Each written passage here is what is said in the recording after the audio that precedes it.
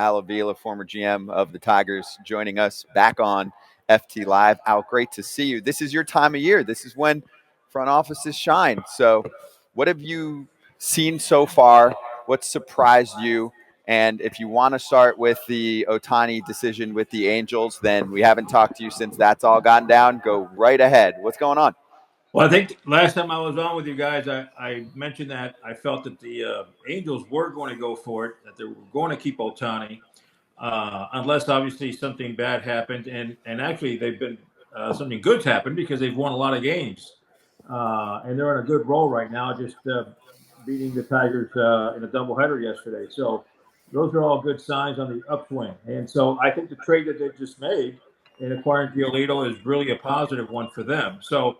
I'm excited for the Angels. I think they're in a good spot to make a good run. Do you think, though, that was the right decision? For me, I could have sworn they were going to get back an astronomical amount of guys, whatever it was. I think this was the time for them to trade him, knowing that he probably is not going to come back next year. I thought he would have got a boatload back, and it would have been just an unbelievable trade piece with prospects and everything else. Well, prospects are prospects, and there's no guarantee on prospects. And really on what they were going to get back is just speculation. I don't think it really got that far.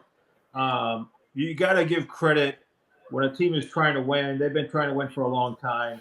And trading a guy like Ohtani would be, in my opinion, it could be devastating for a franchise that's trying to win. And they've always had a good fan base. They've always had good support. It's one of the better markets in all of baseball. So there's no reason why they couldn't afford Ohtani. All they have to do is make a few moves here and there to make it happen. And I think in this case, they're proving to Ohtani they're trying to win. They're going to make the team better this year. They're going to go for it, and not only this year but next year. So it gives them, I think, a little bit more opportunity to continue to be able to sign Ohtani in the future. Obviously, Trout being out of the lineup is not good for them, but I think he'll be back at some point. Hopefully sometime in August. So I think these are positive moves. It's always a double-edged sword when you decide to sell. And you're getting criticized for that, and sometimes those prospects don't always work out either. So for me, if a team is trying to win and they have a legitimate shot, which they do, it's always a good thing. Hey, but is that the GM in you talking a little bit, thinking that you might be able to sign him back? Because I just don't see him coming back either way. Well, again, when you're up in the open market, anything can happen. But if he likes it there and the team is winning and they can get into a good playoff run and they get into the playoffs, it's a good place to play. Phil Neville is a great manager. I think he's got a good relationship with Ohtani. So there's a lot of positives. So there's no guarantee by any means. But at the very least, okay, you're telling your fan base, we're going for it, number one. Number two, we're going to try to keep this guy around if it's within our power. And number three, if we don't, okay, we're going to continue to be that type of a organization that is going to continue to build to win, to put in a winning product in the field. As a general manager, as a field manager, as a player, it's to say I've invested in that organization for long term, I'm going to feel good about it, as opposed to I'm going to rebuild or I'm going to retool and let's wait till next year or God forbid, 5 years from now. Those are non-guarantees either, So in baseball, there's nothing guaranteed other than guaranteed contracts. Yes. Okay. And every GM and manager relationship is different, but from my experience as a GM, as an assistant GM, and other guys that I've known, the best way to operate as a general manager is to have a really good fluid communication with your field manager, and put him up to speed on what's going on. You want his opinion. I remember back in the day, even with Jim Leland, Jim would tell us, what his thoughts were, and he might even say, "Hey, if we can get that guy, I'd love to have that guy," or he might say, "Hey, I know about that guy. I've heard about him through my friends in the game, and we probably shouldn't be acquiring that guy." So you always want your manager's opinion. You always want to keep your manager, abreast of what's going on. everything within limits, obviously, because there's certain things that you may not want everybody to know, including your manager. But for the most part, that communication has to be constant, fluid, and very positive. As far as for the players are concerned, you know, every situation is different. I can go back to Verlander, who I had a very close personal relationship with, and even a guy like JD Martinez, and I would keep them abreast of what's going on. Um, uh, you know, basically sometimes day to day, sometimes week to week, and just keep them. When you get to the point where you know you're going to trade the player, it's best to be honest, and open with that player. Now, if you don't know that you're going to trade that player or a certain player, then you really shouldn't go ahead and tell him anything, because, quite frankly, you may not trade him. You only may trade the certain guy if all the pieces fall in line. So why go ahead and mention something that probably won't happen or maybe won't happen? So it just depends on the circumstances and the players that you're dealing with. So let me present a real life scenario. Justin Verlander is hitting his stride now after being injured to start the season, a little bit up and down. Now It's a he's great looking like topic. JV. Yes, right? That's your guy. And he pitched really well the other day. Post game, they asked him. He almost seemed like, I don't want to say pissed off, but like, hey, I'm staying here. I signed a multi-year deal. It's technically got next year, and there's an option that he can hit pretty easily to hit his innings. And really, he's got 2.5 years left with the Mets, okay? And he's got the no trade clause. And the media is just asking questions like they should. Now, we see reports surfacing this morning after David Robertson is dealt that Verlander could be dealt, and there are some insiders feeling like it's happening. And I'm like, well, how is it happening? Verlander said he hasn't even spoken to the front office, and he seemed publicly like he didn't want to go anywhere. He's had the titles, he's got all the money. I think he's liking life in New York. So what do you think's going to happen? And also, if you want to play along and almost act as if you are the front office or ownership on the Mets side, what would your conversation be like with JV if you wanted to trade him because you could get a big package? Because this is a seller's market.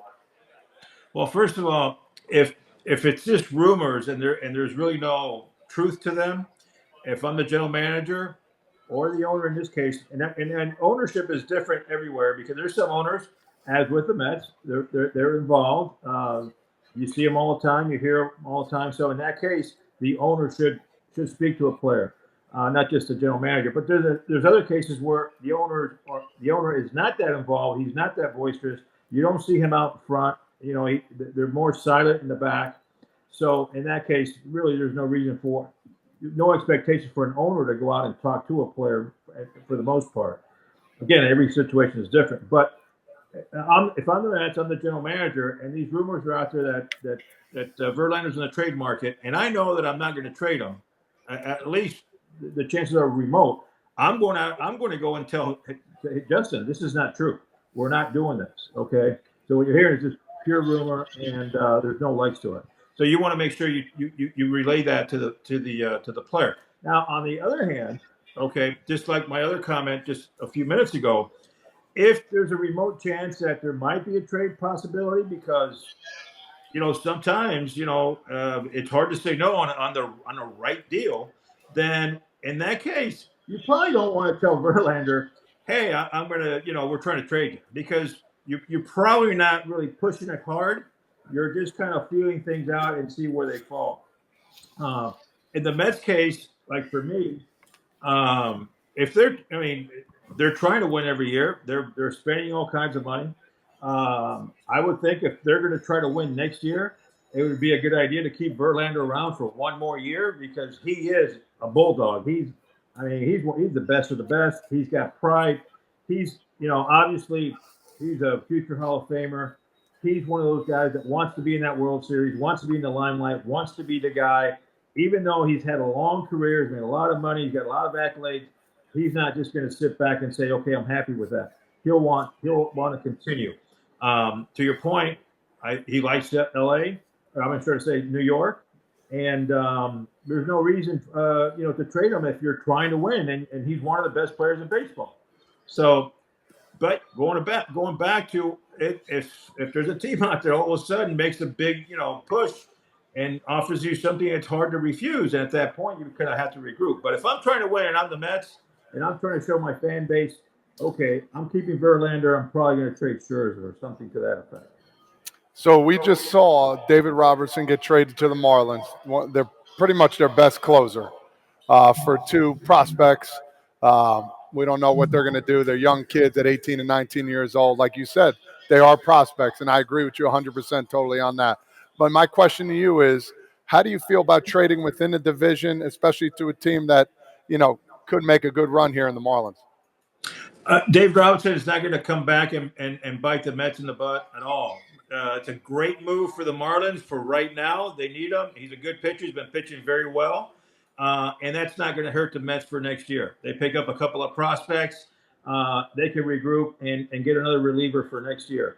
David Robertson is not, even though he's a great reliever and actually even closes games and all. He's not Verlander. He's not a starting pitcher. It's two different animals here that we're talking about. So one is a good trade for the Marlins and the Mets. And in my opinion, the Verlander would not be that kind of trade. But how about within the division? Were you ever opposed to that, or it didn't matter to you? I mean, right now, the Mets aren't going to win. So it's just they're going to help the Marlins out for the short term. In the long term, it's not going to hurt the Mets. So in this case, it's not even a subject that you worry about. Understand. So you would never even. If I was still trying to win this year and we had a chance, there's no way I'm going to help out the Marlins. But at this point, there are two separate worlds. They are in two separate worlds, but I think there's never any thought about what about if these two prospects pan out and they come back and haunt us, or as a GM, are you thinking that could be 5 years from now? I'm not even going to be around. Believe me, there's times where you think, hey, these guys are so far away. When the further away a prospect is, the tougher. The less chance of them making it. That's why you see these trades. It's a rarity you see a really top prospect that's in AAA or even AA get traded. It's usually rookie ball or A ball, because I can't tell you how many times you've seen guys have great years in rookie ball and A ball, and they hit AA and they hit a wall, and they can't get out of there. At the very most, sometimes they get to AAA.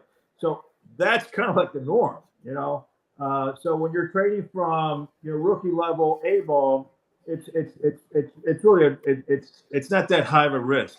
And to my point, before also is the team that's making those trades, it's trading away those players. They know those players better than anybody, And again, sometimes when you're trying to win right now, and the Marlins have a good team, they got a good shot, and it's a young team. They're going to be good for a long time, and they have good young players. It's not a high risk in my opinion. You got us there, Al? Yeah, I get. Sometimes you guys freeze. I don't know why. We're back. Okay. About what you think the Orioles should do.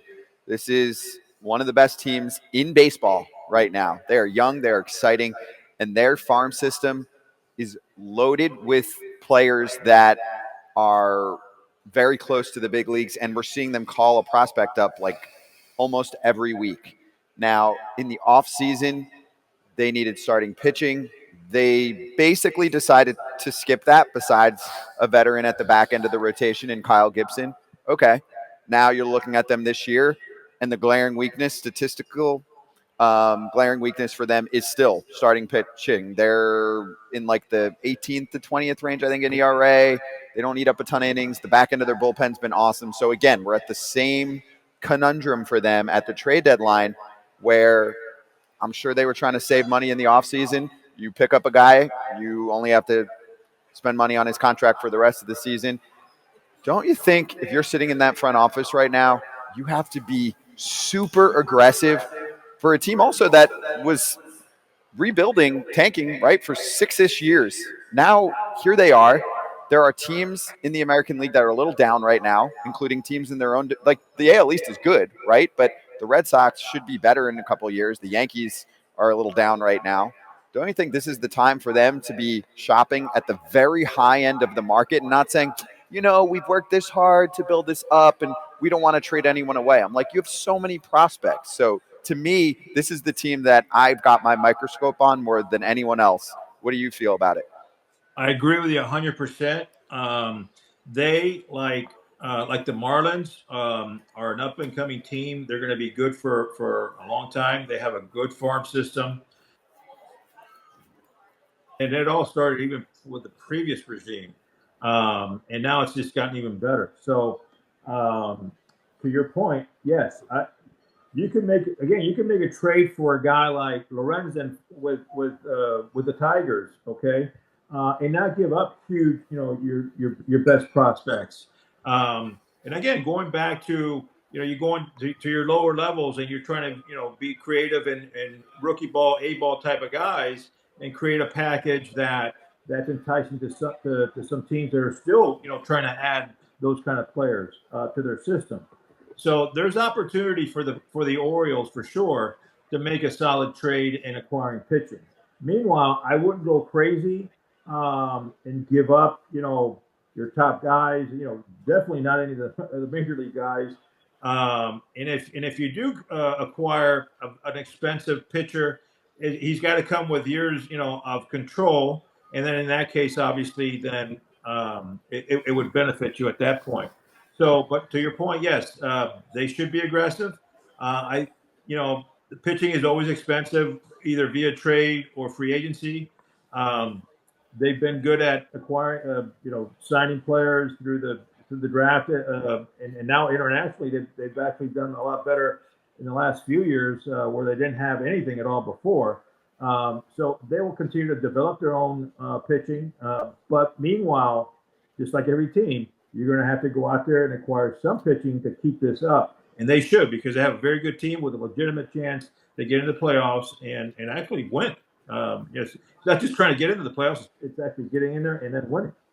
All right, so let's finish with your former ball club, the Tigers. They are one of those clear-cut sellers. And it's interesting. A lot of those relievers are pitching really well for them. So, whether it's an Alex Lang or a Jason Foley, Tyler Holton name has popped up, even though a lot of them have control. Then there's Michael Lorenzen pitching really well. And Eduardo Rodriguez is very tricky because he's got that option where he pitched really well. Then he went down on the IL. I know there were a lot of issues last year, off the field where he missed time. So what do you think the Tigers are going to do? And then especially specifically on Erod, do you think that it could be tough to deal him because you just never know? It's the same with Stroman. Like, what if he gets hurt in the next month and then stays into his contract for years and a team like, say, the Orioles has to now cover all that money? Well, with Rodriguez, his contract is pretty friendly, and he's pitched very well this year. I think the problems that he had last year, and I know those problems very well. I won't talk about them. I'm pretty sure that that's well over with at this point. And so, and I know players still in that team and players that were on that team that are friends with him. So those issues with him are gone. He's having a good year. It's actually a very good contract for his level of talent and his performance. So you're not overpaying as far as a salary wise if he decides not to opt out. That's why I would be shocked.